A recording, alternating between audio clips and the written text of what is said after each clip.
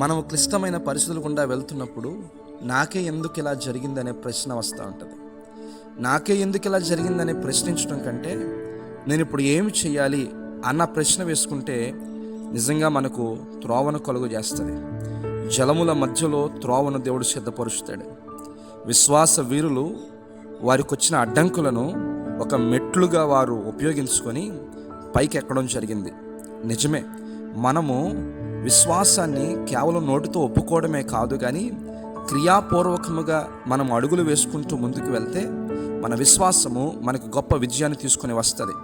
కనుక అర్థం లేనటువంటి ప్రశ్నలతో నువ్వు సతమతమైపోతూ మిగిలిపోవడం కాక, నేను ఇప్పుడు ఏమి చేయాలి అనేటువంటి ఆలోచన కలిగిన వాడివై ధైర్యం తెచ్చుకొని వాక్యానుసారంగా నువ్వు నడవగలిగితే విజయం నీ సొంతం అవుతుంది.